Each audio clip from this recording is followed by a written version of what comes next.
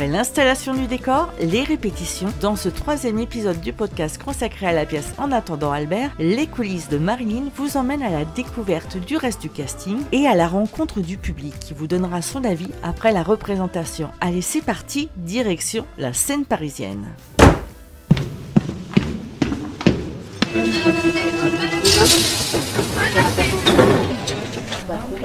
Nous venons d'arriver dans les coulisses et je suis avec Tom Almodar. Et alors, qu'est-ce que tu fais dans la pièce? Je joue le rôle de Kevin. Alors, parle-moi un petit peu de ton personnage. Alors, Kevin, c'est un jeune diplômé qui représente cette nouvelle génération, puisque effectivement, au fond du trou, dans cette pièce, En attendant Albert, il y a aussi un conflit de génération. Et donc, il représente cette nouvelle génération avec ses convictions, ses valeurs, qui sont en opposition avec notamment les aînés dans la pièce. Et donc, voilà, il va représenter un peu ce nouveau monde, cette volonté de construire autrement. Et comment t'es arrivé sur cette pièce? Alors c'est drôle, j'avais fait Avignon, le festival en 2022, à la Chapelle du Verbe incarné, et la directrice en fait a rencontré un metteur en scène qui à cette époque-là cherchait un jeune métis noir pour la pièce. Et je venais de jouer en juillet dans son théâtre, et donc elle a donné mon contact. Et ça s'est fait comme ça, de rencontres et de coups de fil en coups de fil. Je me suis retrouvé sur ce beau projet. Et qu'est-ce qui t'a plu tout de suite quand t'as lu le texte? Ce qui m'a plu, c'est déjà c'est de mettre en scène, de savoir ce qui se passe après notre décès, est-ce qu'il y a une vie après la mort.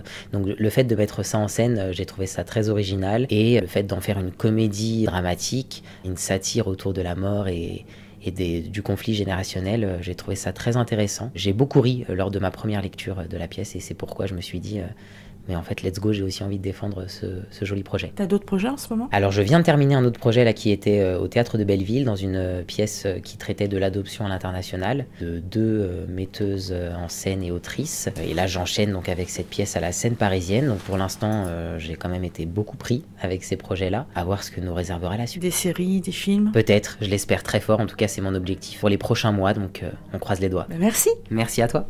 Après Tom Almodar, nous allons papoter avec Jeanne Savary qui fait aussi partie du casting d'En attendant Albert. Bonjour. Qu'est-ce que vous faites sur le spectacle d'En attendant Albert? Je fais l'ex-maîtresse d'Albert qui devient sa future femme et ex-femme.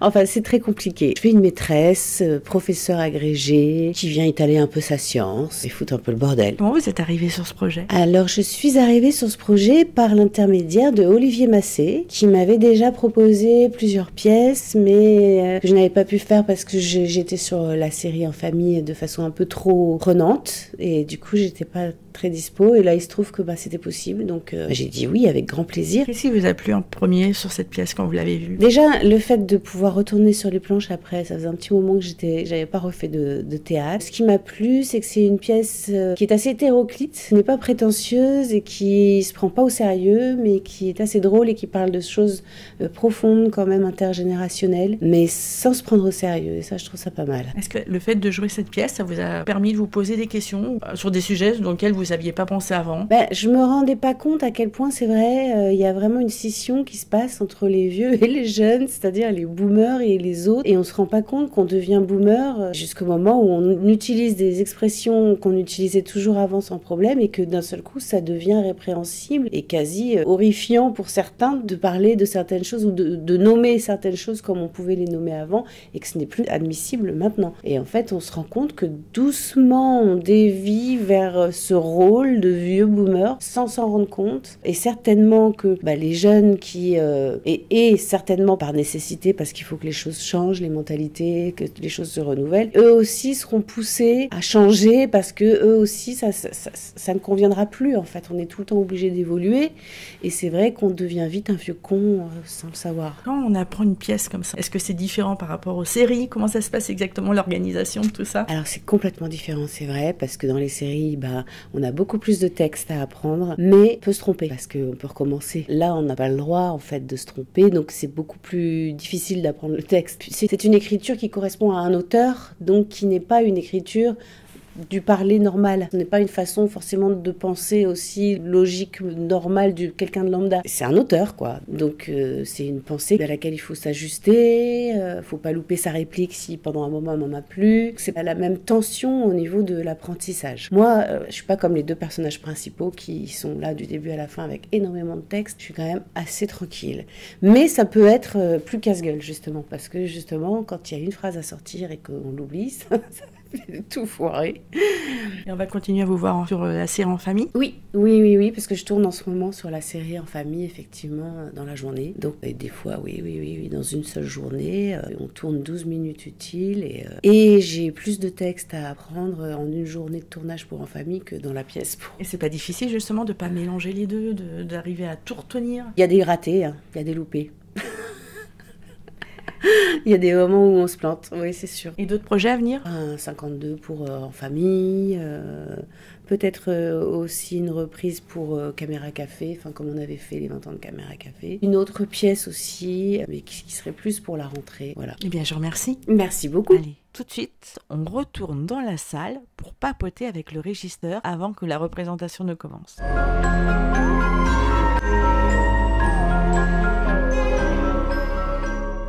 Je m'appelle Julien et je suis régisseur sur En attendant Albert. Et c'est toujours vous qui faites la régie? Non, on est plusieurs, en ce moment on est 2, et là c'est moi qui fais cette semaine En attendant Albert. Comment vous êtes arrivé ici? Ça a été un parcours un peu tumultueux, je suis ingénieur de base en informatique. Ah oui, et complètement différent.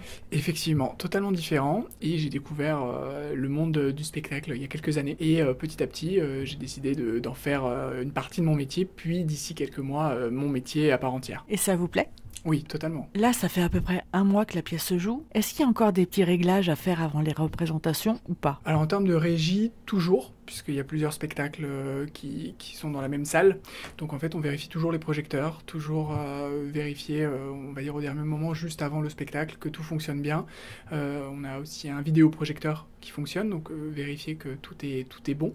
Donc oui, il y a toujours des vérifications à faire, notamment aussi, il y a pas mal de fumée et de jeux de fumée pendant la pièce, donc vérifier que les deux machines à fumer qu'on utilise marchent bien. Voilà, quelques tests. Et avec les comédiens? Juste éventuellement vérifier les retours. Nous en fait c'est surtout de la technique, donc on va vérifier que eux sont à l'aise sur scène et que les retours sont ni trop forts ni pas assez. Pour certaines scènes ils nous demandent d'augmenter leur retour sur scène pour qu'eux s'entendent mieux et entendent surtout mieux l'ambiance qu'entendent aussi le public. Donc voilà. Eh bien merci. Je ferme et c'est bon. Le public commence à s'installer, on s'installe et on écoute quelques extraits. Vous êtes oui. Et c'est tout bon pour moi, je vous laisse vous installer. D'accord. Voilà, mettez-vous tout devant. Non, c'est placement libre. Allez-y. Merci beaucoup, c'est très gentil. C'est très très gentil. Merci, bon spectacle. Bonjour. Quand on est mort, on connaît pas la suite de l'histoire. C'est ça le plus dur, ne pas savoir. Bon Dieu! Albert, rejoins-moi! Il a zappé le salopio. Il est passé à autre chose. Je suis au fond du trou et il s'en fout. Toute sa vie, il a vendu du vent. Albert Lanternier, le Mozart de la pub. Fils de pub, oui. Albert Lanternier, élu publicitaire de l'année pour son slogan chez Tati Tatou. C'est lui qui a pondu ça. Chez Tati Tatou. On l'entendait partout, dans les cours de récré, à la télé. Oh, sacré Albert, il est génial. Faut vraiment que je l'appelle. Alors dis-moi, ça fait combien de temps que je suis là dans ce trou? 6 mois? 1 an? 5 ans. Ça fait 5 ans que tu es là. 5 ans à t'attendre. Ah, c'est long, hein. C'est très très long, hein. Et d'après les médecins, j'étais foutu, je devais te rejoindre et puis je me suis requinqué. Ah voilà, c'est ça, tu t'es requinqué. Ouais. Dis-moi, il a dû s'en passer des choses là-haut sur Terre sans moi, hein? Ça, je confirme, oui, il s'en est passé, oui. Bon, dis-moi tout, je veux tout savoir. Et par quoi je commence? Lynn Renaud, elle est toujours vivante? Lynn Renaud? Mais enfin, ça fait 5 ans que t'es au fond du trou, ça fait 5 ans qu'on s'est pas vu. T'as pas de nouvelles de ton fils, t'as pas de nouvelles de tes amis, le monde a changé, la société, le climat, on a changé de président, on a eu des manifs, des attentats, on a eu une pandémie mondiale, on a failli tous mourir. Et la première question qui te vient à l'esprit, c'est Lynn Renault. Ça me turlupine, j'y peux rien. Quand je suis partie, j'avais 65 ans et elle 87. J'ai trouvé ça injuste. Elle aurait dû partir avant moi, ça me turlupine. Ouais, et Janine, c'est ma première journée après ma vie. Non, après ma mort. Enfin, c'est ma première journée. Alors on oublie Lynn Renault, vite fait, on passe à autre chose. Oh, dis-moi quand même. Y'a quelqu'un? Je vois rien, répondez. Y'a quelqu'un? Albert, j'espère que c'est pas ta mère. Mais je l'ai fait incinérer. T'as bien fait. Elle? Mais elle, qui ça, elle? La petite chatte. T'as pas pu t'empêcher, hein? Pas du tout, enfin, Janine, je t'assure, c'était pas prévu. Albert? Ah. Mais c'est toi, mais on est où là? On est où là, au fond du trou? Vous êtes morte. Eh ben voilà, tu n'as rien dit. Janine ne sait rien. C'est très gênant, Albert. Il lui fallut qu'elle le suce. Elle parle en quelle langue, la petite chatte? En agrégé. Il lui fallait qu'elle le suce. C'est de l'abrégé. De l'agrégé, pas de l'abrégé.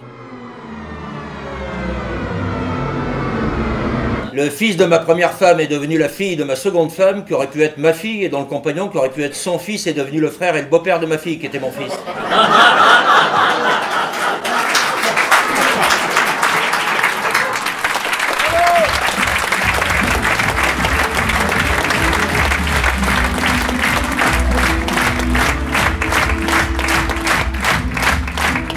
Alors le public, il en a pensé quoi? Bonjour, vous en avez pensé quoi? Magnifique, par les temps qui courent, ça vous donne le moral. Un petit bijou, hyper bien écrit, hyper bien interprété, bravo. Très sympa, très drôle. Très bien, très drôle. C'est parfait. Bah, c'était frais, c'était original, c'était très sympa.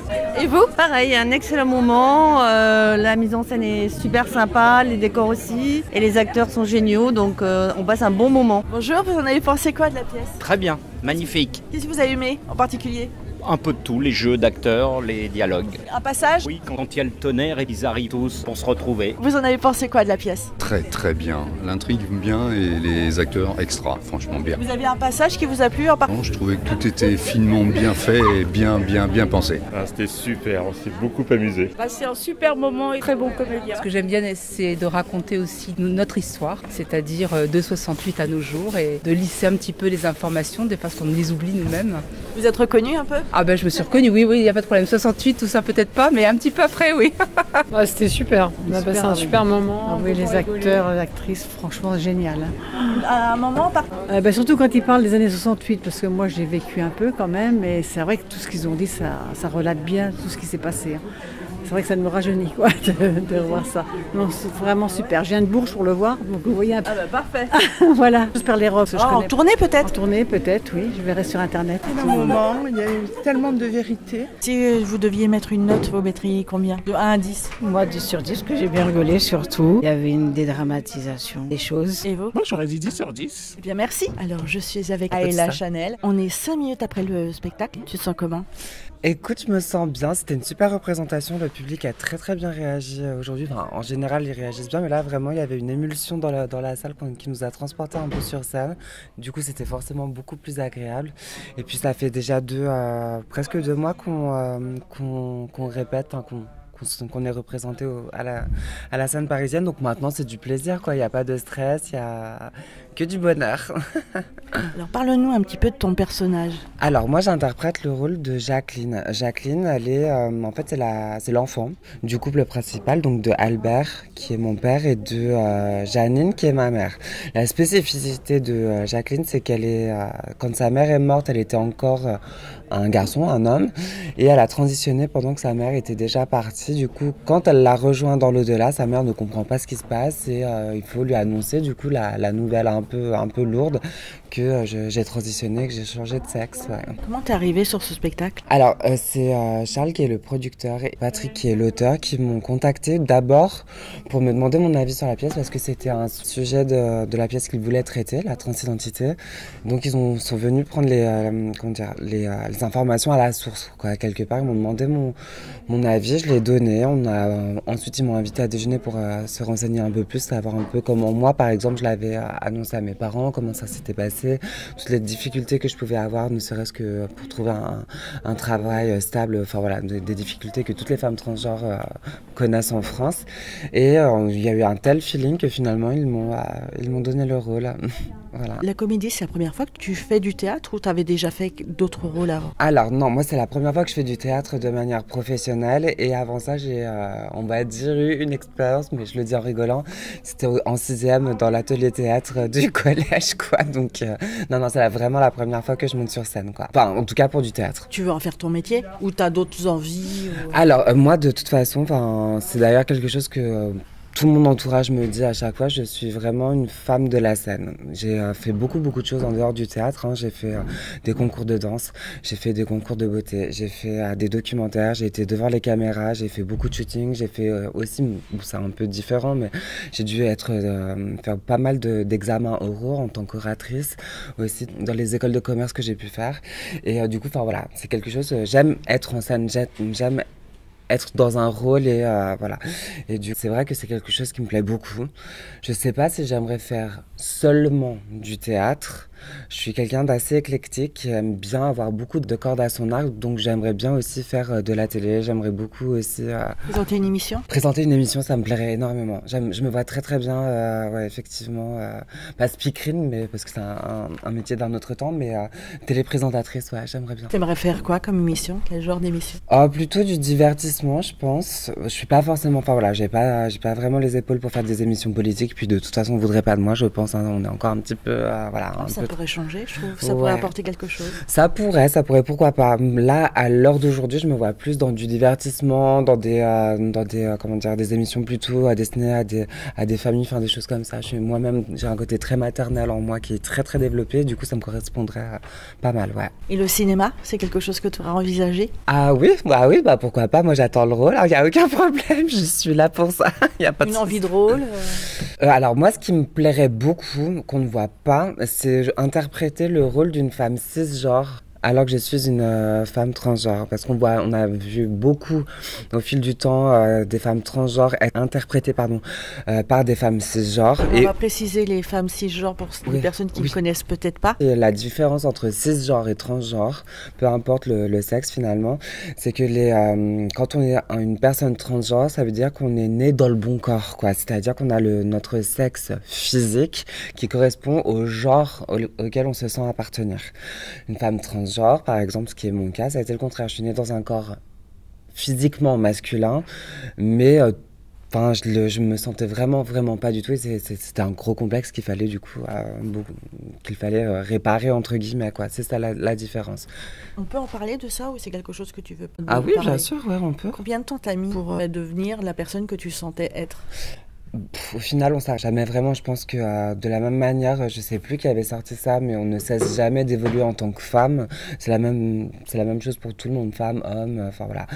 En tant que personne, finalement, on est sans cesse en train d'évoluer. Maintenant, pour être plus précise, la France est un pays qui est quand même très traditionnel, qui est très patriarcal, qui est...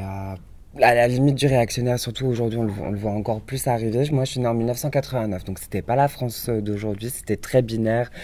Les filles aimaient du rose pour jouer au Barbie, les garçons aimaient le rouge à la limite, mais surtout le bleu et jouer aux voitures, quoi. C'était un peu l'idée.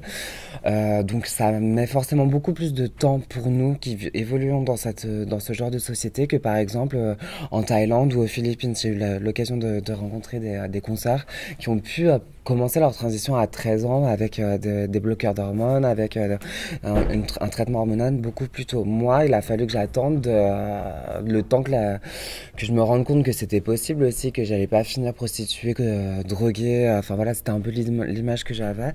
T'avais peur de ça? J'avais très peur de ça et finalement, en arrivant à Paris, donc à 26 ans, j'ai pu entamer réellement mon processus de transition, mais ça a mis beaucoup de temps par rapport à tout ce que je t'ai dit. Et après, une fois qu'on décide de faire la transition, là, il y a toute la transition à faire, donc ça prend encore beaucoup de temps. Ça fait 10 ans que je suis dans le chemin, j'ai toujours pas fini aujourd'hui, quoi. Donc ça ne s'arrête jamais quelque part. Je peux dire aujourd'hui que j'ai fait, que je suis arrivée finalement, en tout cas physiquement, à ce que je voulais être et ce que je me sentais être surtout. Mais on évolue en permanence et il y a certainement des choses qui vont évoluer, peut-être plus psychologiquement que physiquement, mais voilà. Et aujourd'hui, t'es heureuse?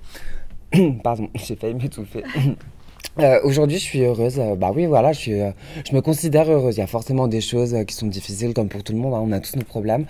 Mais oui, je suis heureuse déjà de pouvoir monter sur scène, d'avoir cette opportunité, de me sentir bien dans mon corps. C'est un bonheur que beaucoup de gens prennent pour acquis, mais c'est pas le cas de tout le monde. Et ça a mis beaucoup de temps de faire la paix avec moi-même. Et j'ai dû passer par des étapes assez terribles dans ma vie. Donc ouais, je savoure la vie aujourd'hui. J'ai toujours été une très bonne vivante, mais je le suis encore plus. Et le fait de justement d'être applaudi dans ce rôle qui te correspond aussi à la vie, oui. Du coup ça te fait quoi? C'est une victoire? C'est une victoire, oui, parce que alors franchement, moi je suis une fonceuse. Quand on me propose des challenges, les challenges ne me font pas peur. Mais voilà, je fonce un peu tête baissée dans beaucoup d'aspects de ma vie. Et c'est vrai que quand on m'a proposé le rôle, j'y suis allée forcément. Je suis quelqu'un qui aime bien découvrir des choses, qui aime bien tester de nouvelles choses. Et ça, là, c'était l'occasion pour le coup de le faire. Mais j'avoue que ça a été... j'ai pas eu peur, mais ça a été assez inconfortable au début en tout cas.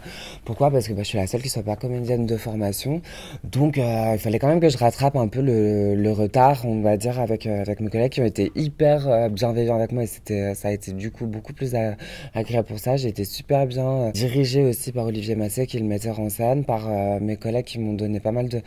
Donc aujourd'hui, d'être applaudie, sachant que c'est pas ma formation de base, et d'être applaudie sur un thème qui quand même ne satisfait pas tout le monde, c'est forcément une victoire pour moi, vraiment. Qu'on puisse en parler de manière simple, c'était vraiment ce que je voulais dans cette pièce, c'était apporter ça, quelque chose qui peut être vu comme quelque chose d'assez lourd, de très tabou encore aujourd'hui, hein, même si tout le monde pense qu'on en parle sans arrêt, mais il y a quand même beaucoup de tabou dans le sujet, et de l'apporter de manière très simple, sans forcément chercher à avoir l'approbation de tout le monde, mais comment les gens se disent: je me suis quand même trompée sur certaines choses, et par exemple c'est pas facile, et c'est pas un coup de tête, et c'est pas parce que comme ça du jour au lendemain on a décidé de changer de sexe que ça se fait. Au moins apporter ces éléments là et d'être applaudi pour ça, ouais, c'est une victoire pour moi, mais aussi pour la communauté, je pense pour la société française, honnêtement. Je sais que la pièce a beaucoup de succès, puisqu'il y a une prolongation. Oui, tout à fait. Vous êtes prolongé jusque quand? Jusqu'au 31 mai. On est prolongé jusqu'au 31 mai. Après, peut-être qu'il y aura plus de dates. Finalement, on sait pas. Une tournée? Une tournée, ce serait formidable. C'est en pourparlers là pour le moment, mais ouais, ça ferait partie des projets. Et je suis vraiment excitée de vivre cette expérience en tout cas. Et t'as d'autres projets à côté en parallèle? Alors, il y a peut-être une émission télé. J'ai été approchée, je sais pas encore exactement. Je sais pas tous les tenants et les aboutissants après la pièce. Moi, il faut que je fasse un book parce que forcément, j'avais pas prévu d'être comédienne. Il faut que je fasse un book photo quand même pour le proposer à des casteurs pour pouvoir passer des castings. Je pense que je vais commencer par faire de la figuration notamment.